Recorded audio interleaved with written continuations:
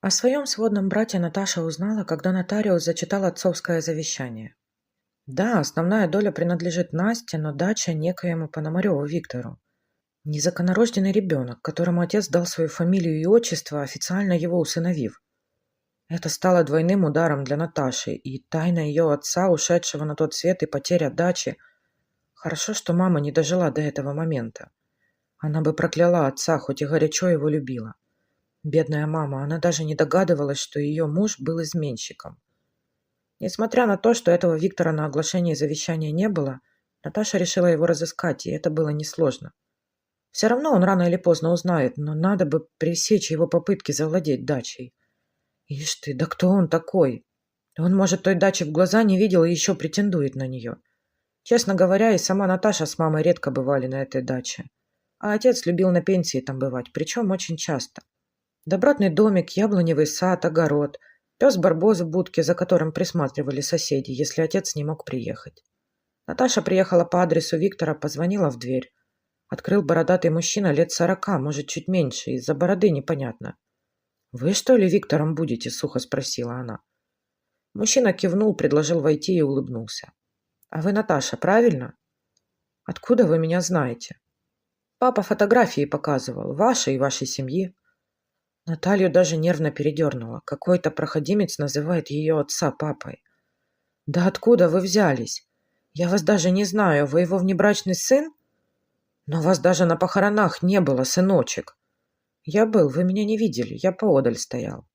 И деньги передал на похороны через тетю Зину». «Вы знали отцовскую сестру? И она вас знала?» Виктор кивнул. «Ну надо же, сколько вокруг предателей. И про дачу вы знаете». «Что он мне ее в наследство оставил?» «Да, мне папа говорил, что он составил завещание, и я буду наследником дачи». «Так вот, знай, братик, ничего у тебя не получится. Я буду судиться». Наташа ушла и сразу же направилась к тете Зине. Хотелось поговорить с ней лично, а не по телефону. «Тетя Зина, вы все знали и нам не сказали. Отец просил не говорить. А я же все-таки его сестра», — вздохнула тетя Зина. «Зря ты так. Стоило бы подружиться со своим братом. Он хороший мальчик и ни в чем не виноват, то, что родился. Но что поделать, жизнь такая. Папа полюбил на стороне и вашу семью потерять боялся. Но как наказание, будто бумеранг. И на семье Виктора этот грех отразился. Он почти всех потерял». «О, я даже не сомневаюсь. Яблочко от яблоньки недалеко падает. Как с таким жить? Выглядит как-то неряшливо, дома бардак. Как с таким жить?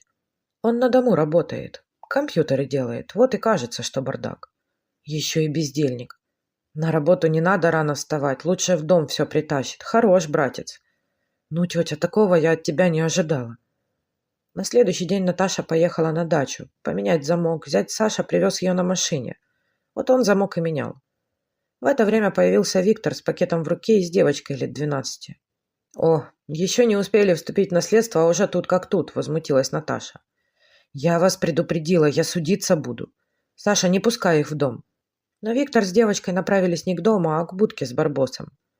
Виктор достал из сумки какие-то остатки еды и начал кормить пса. Барбос радостно встретил визитеров, скулил, прыгал и яростно вилял хвостом. Да, значит, этот братик частенько здесь бывал.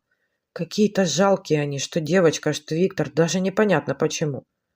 Они будто не обращали внимания на Наташу. «Учтите, я буду судиться», — каким-то неуверенным голосом повторила Наташа. «А зачем судиться?» — тихо спросил Виктор. «Я не люблю врагов наживать. Пусть дача будет вашей. Только позвольте нам Барбоса забрать.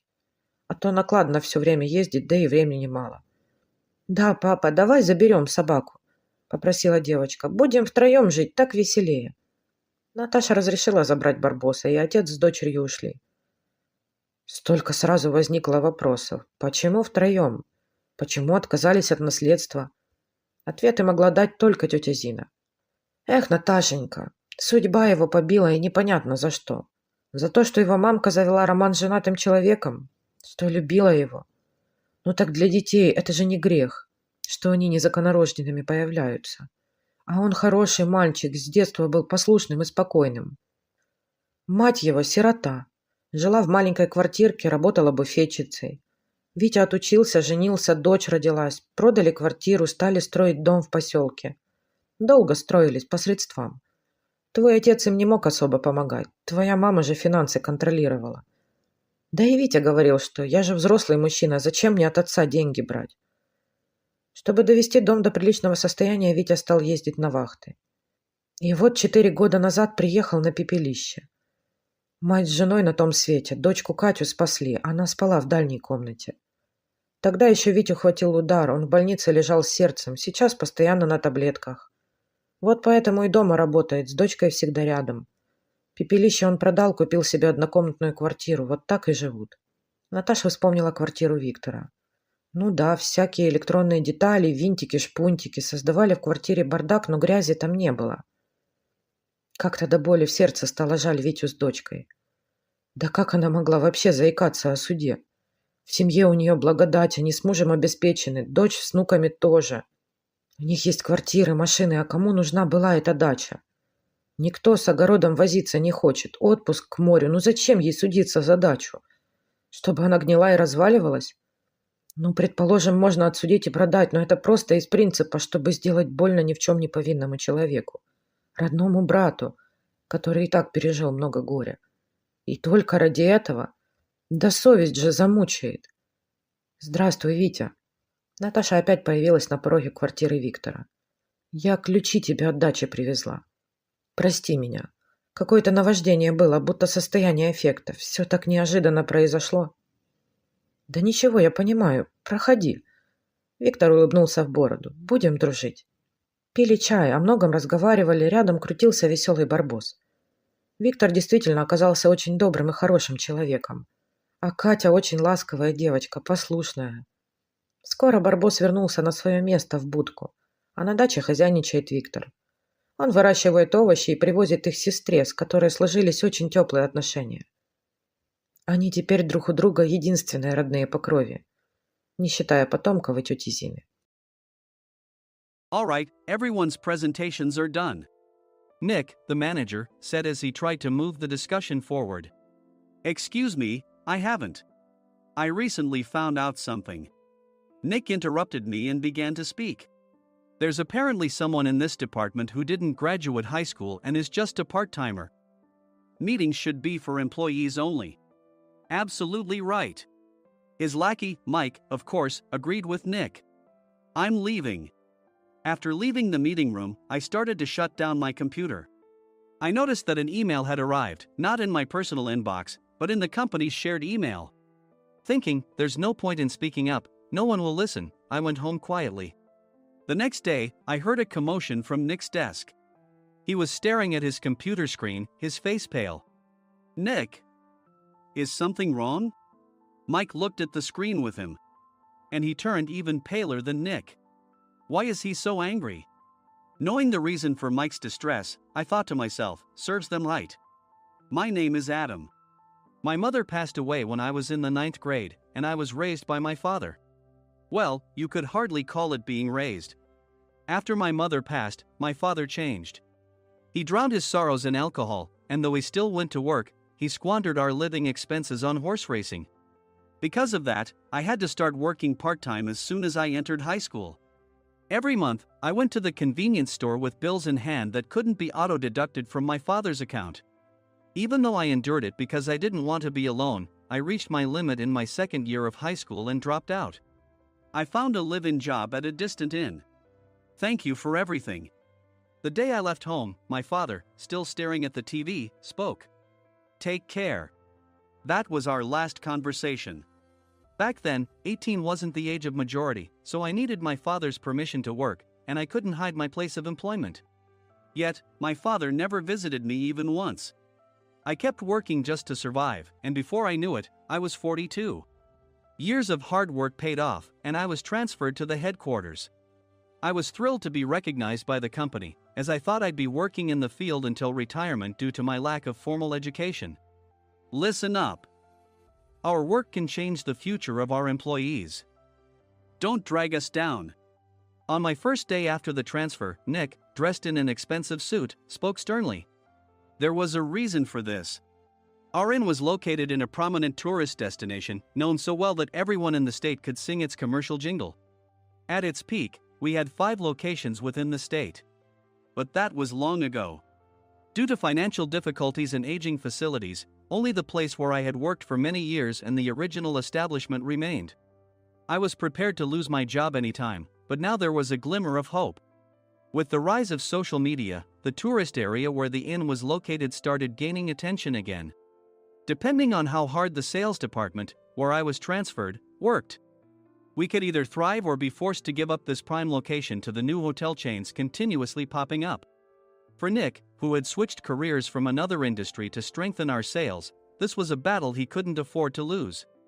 I understood why he had to be strict. "I will do my best." Nick sneered at my enthusiastic declaration. "Did you not hear what I said?" "I'm sorry." I thought I was listening carefully.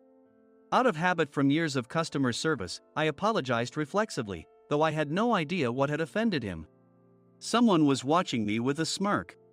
In this department, there are those who are expected to excel and those who have been shoved here because they have nowhere else to go. You are the latter. It was Mike, the section chief. He's 7 years younger, at 35. But he was called to headquarters much earlier than I was and had been moving around within the headquarters ever since. I'm not jealous, but I can't accept that he's my boss. Graduating from a prestigious university, he has an unusually high pride and caused many problems as a newbie, making things very difficult for me when I was the front desk leader. When I found out Mike was transferred to the sales department a month before me, I was disheartened. Mike is right. With just a middle school diploma, there's not much you can do. Don't even think about achieving results. As if I didn't exist, Nick remarked, "I'm thirsty." Mike eagerly ran to the coffee maker. It seems Mike is Nick's lackey. I regretted being happy about my transfer to headquarters, wishing I had stayed on site forever. Send a direct mail to every company on this list by the end of the day. Nick only assigned me tasks that even a new graduate could handle. What? There are over 1,000 companies. You want me to send to all of them by today? Yes, if you and your fellow misfits split the work, even those with nowhere else to go should finish by today. I glanced at the employees typing away expressionlessly. They were worn out from customer service, only thinking about leaving on time, or were women reassigned after having children, with zero motivation for work. Even Sam, a new graduate from the same university as Mike, who was supposed to be among the expected achievers, had no enthusiasm for the job, having joined the company wanting to do customer service. "I don't care what they say, I plan to quit anytime," he said. Only Nick and Mike were highly motivated, making all the decisions between the two of them. I originally only wanted to work at the inn to survive and had no particular attachment to this job. I swallowed my words, thinking I had no right to reprimand them. About a month after the transfer, Nick told us with a frustrated look. To commemorate the 50th anniversary, we've decided to create a plan exclusive for one group per day. Originally, Mike and I were supposed to come up with it, but our president, Mr. Thompson, insists on hearing everyone's opinions. So, you all get a chance. As Nick explained, Mike began handing out prints. Make sure not to embarrass Nick. If your ideas are half-baked, you'll have to redo them. It seemed that they had printed his handwritten notes by Mr. Thompson, which included several questions and a section for free responses. It made sense why Nick had to seek our input, given that all responses had to be submitted to Mr. Thompson. We were given a week to think about it, and a meeting was scheduled to compile our ideas. My plan is to let guests enjoy both the old and modern America. Nick began the presentations. Guests would watch a master confectioner at a nearby traditional sweet shop make sweets in front of them. The welcome drink would be premium tea in a bottle. Nick's plan was certainly attractive. After his presentation, Nick called on us to present in the order we were seated. Just as I stood up for my turn. "All right, everyone's presentations are done." "Excuse me, I haven't. I recently found out something." Nick interrupted me. "There's someone in this department who didn't graduate high school and is just a part-timer." He was likely talking about me. I joined the company as a part-timer and was made a full-time employee when I turned 20. That was 20 years ago, so Nick and Mike probably had no chance to know until recently. Meetings should be for employees only. Absolutely right. After that, Nick kept creating opportunities to solicit everyone's opinions, purposefully excluding me from speaking. The meeting unexpectedly heated up and went past the scheduled end time. A few people asked to leave, and the discussion continued with the remaining few. Still here? Normally, you'd leave in that situation. Though I had no attachment to the job initially, hearing kind words from customers made me want to make them happier. For someone like me, with nowhere to go, the inn was my home and customer service was my life. I felt pathetic about my current self. I'm leaving. I left the conference room and started shutting down my computer. I noticed an email had arrived, not in my personal inbox, but in the company's shared email. Thinking no one would listen to what I had to say anyway, I quietly went home. The next day, while preparing the DM as instructed, I heard a commotion from Nick's desk. In his haste to stand up, he hit his knee on the desk. He stared at his computer screen, his face pale. "Nick! What's wrong?" Mike, thinking he should be the first to rush over, approached Nick while still wearing his coat. He peered at the screen with Nick. And he turned even paler than Nick. Why is he so angry? Who is responsible for this company? Nick, more irritated than ever, asked, and Mike answered without checking. Probably Sam. Sam wasn't there because he was attending a morning training session for new hires. Nick gave up on getting angry and returned his gaze to the screen. They were looking at an email that arrived right after the end of the working day yesterday. Apparently, no one, including me, had checked it before leaving. The email was from a large company that used us for their annual employee trips. The president and executives of that company also frequently used our services personally. President of the company, Mr. Mason himself, had declared that neither he nor his company would ever use our services again. Well, some companies cancel their employee trips or stop using our services due to financial struggles. Let's just move on. Mike kept wiping the sweat from his forehead with a handkerchief. Knowing why Mike was so agitated, I quietly watched their interaction.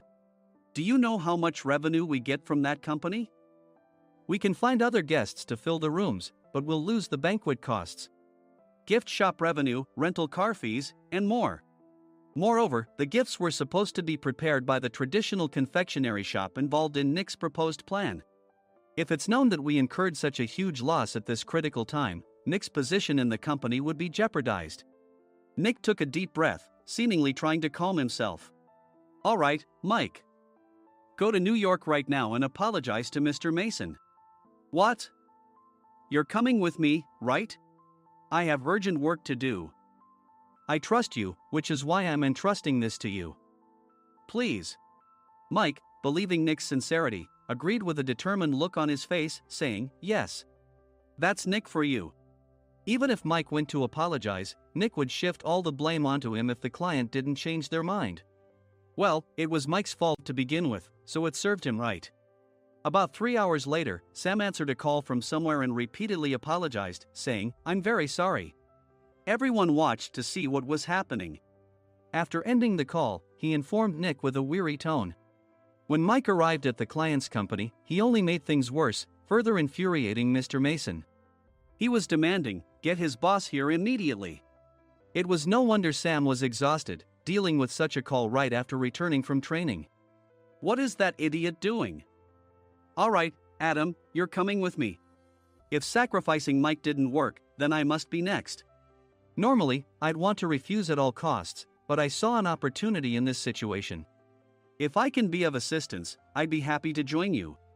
I immediately followed Nick, and we flew to New York. When we introduced ourselves at the reception, it became clear how serious the situation was. As the receptionist personally escorted us to the president's office. Angry voices leaked through the door, making both Nick and me uneasy. Excuse me. I'm Nick, the supervisor. I understand my subordinate has caused you trouble, and I deeply apologize. Nick, with his experience in the corporate world, knew enough to offer an apology before excuses. However, his customer service skills left much to be desired. I sighed as I saw Mike trembling like a small dog in the corner of the room. What kind of training are you giving your subordinates? Mr. Mason glared at Nick with a red face. The intensity of his gaze made even Nick take a step back.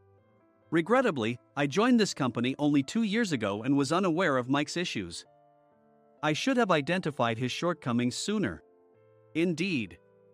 I should have realized sooner. No sensible person would come to apologize and then give a lengthy presentation on the drawbacks of not using their in. Nick froze, his mouth slightly open. Suspecting the worst, I picked up the documents that had fallen to the floor. It seemed Mike hastily prepared these documents on the plane, listing the disadvantages. Disadvantage 1: if you change the venue for the company trip, employees might suspect it's for cost-cutting reasons, leading to a negative impression. Reading it aloud half-jokingly, Nick snatched the papers from my hand and checked the contents with a furious expression. Among the stack of documents was a receipt from a nearby convenience store's copy machine. I felt a pang of dread, hoping he hadn't shown the receipt as well. What do you think he said when I asked what kind of nerve he had to do this? I'm very sorry. Faced with the dire situation, Nick must have thought there was nothing left to do but apologize. In a voice smaller than I'd ever heard from him, he uttered words of apology. He said, "I'm a Harvard graduate.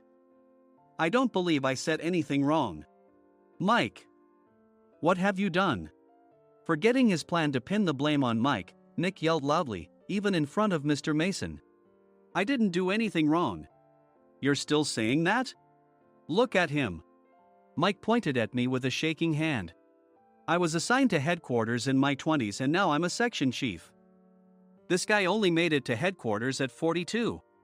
Everything I've done proves I was right. So why are we losing the contract?" Having said his piece, Mike collapsed to the floor. "Of course. You were sent there because you had nowhere else to go." Mike never expected to hear such words from someone he looked down upon. He lunged at me, and Nick hurriedly stepped in to stop him. "Mr. Thompson told me Mike is a quick thinker, and to take good care of him." There's no way he was pushed aside. "Don't make things worse here.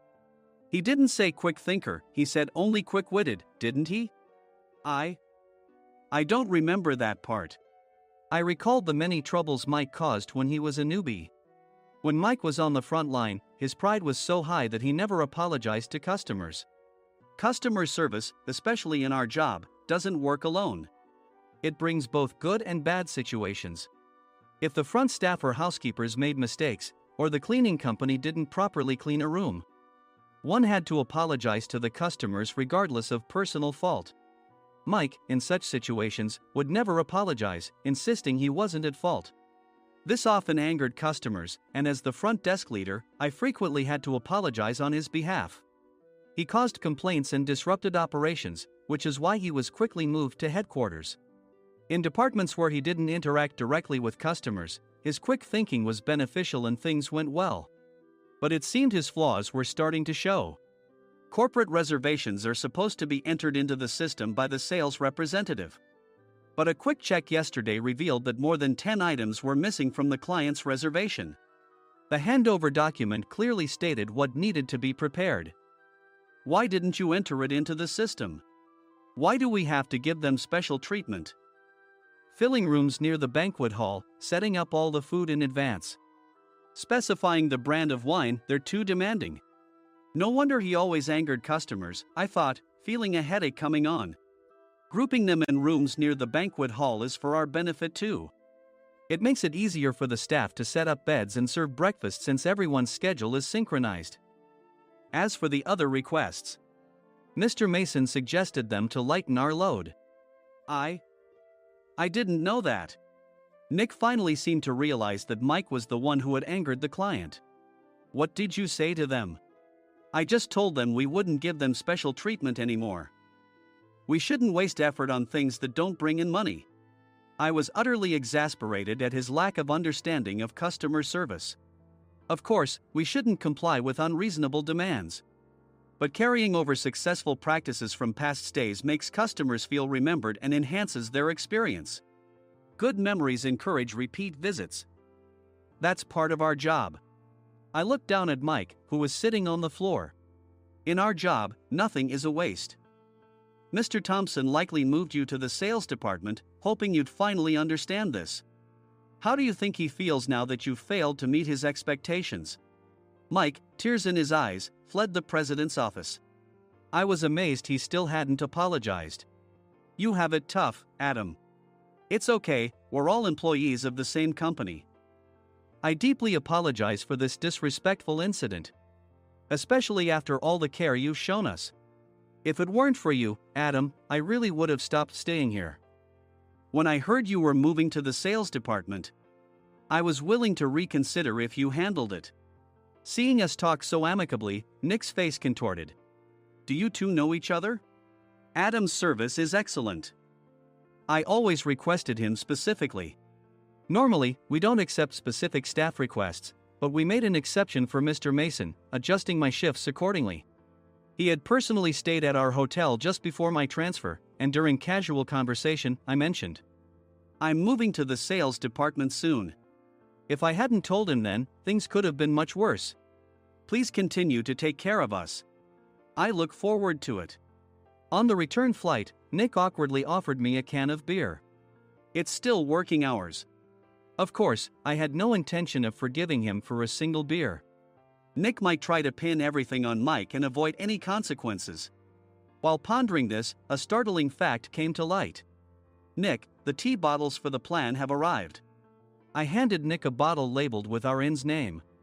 They look good. What are you talking about? These are plastic bottles. I had assumed we would use the trendy, high-end bottling tea.